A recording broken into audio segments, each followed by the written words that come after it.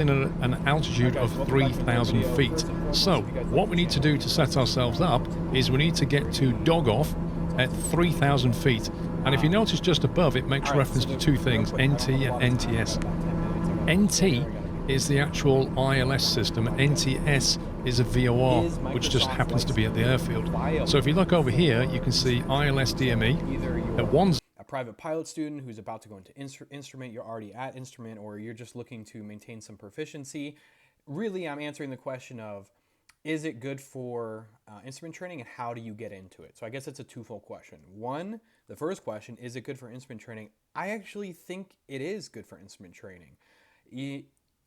I would say that I learned, so I got the Cessna 172, I think the Sierra model on there, and you're able to set autopilot, and it was just good to be able to like run through approaches, brief my approach plate, kind of get that flow down, get used to my numbers, shooting approaches at different airports, and it actually is pretty good. It actually is pretty good, assuming you have a decent setup, I guess. You could do it all with mouse and keyboard if you wanted to, but that'd be a pain in the butt. Yeah, overall, you know, the first part of this is, yeah, I think it's actually viable for instrument training. Now, the second part of this question is, how do you get into it? So first, a couple of things you're going to need to get, let's see, Amazon, honeycomb, yoke. Actually, it's just called a throttle quadrant. I don't necessarily think that you have to get this one. This is just the one that I got. So it's the honeycomb throttle quadrant. And then I got the other part of it. I got this right here. The actual yoke, where is it? Yoke right here. I got this one, which is $279. And then I got this throttle quadrant. So total it was like $500. And it's quite pricey, I will admit, but I liked this one over the Logitech yoke, just because the Logitech kind of felt really, really cheap, and it didn't really work really well with my system.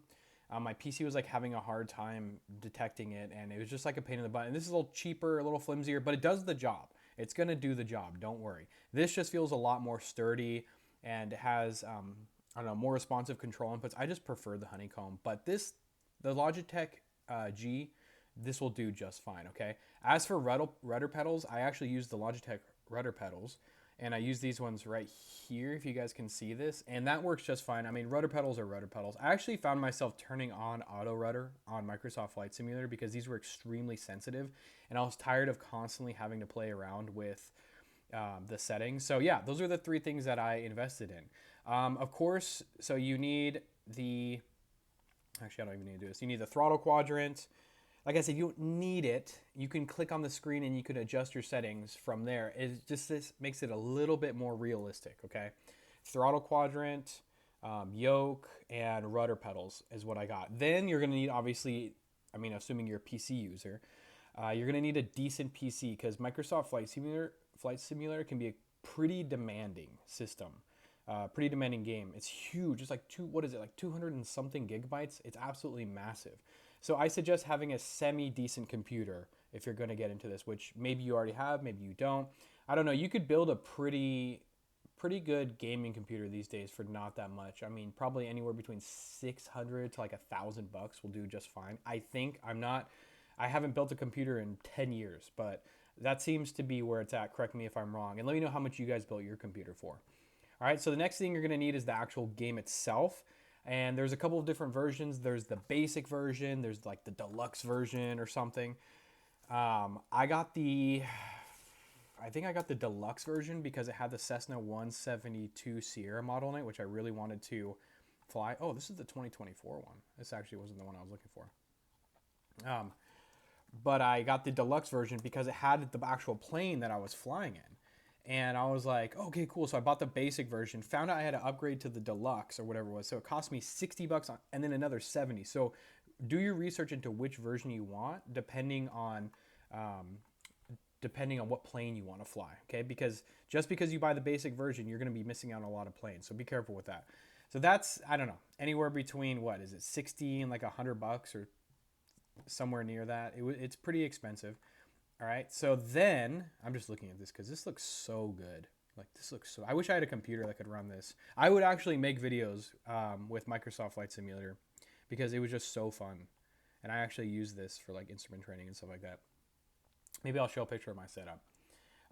But anyways, okay, so that's what you're going to need is obviously the game. I'm not talking about X-Plane.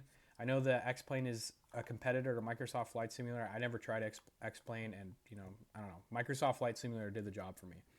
Okay, so now you have everything that you need. You have the yoke, throttle quadrant and you have the rudder pedals. You have a decent monitor, maybe. I have this like curved monitor right here that was nice for it. You have a decent computer. Now, how do you take it to the next level? Okay, great. You're shooting approaches. You're getting that down. You're like, okay, awesome.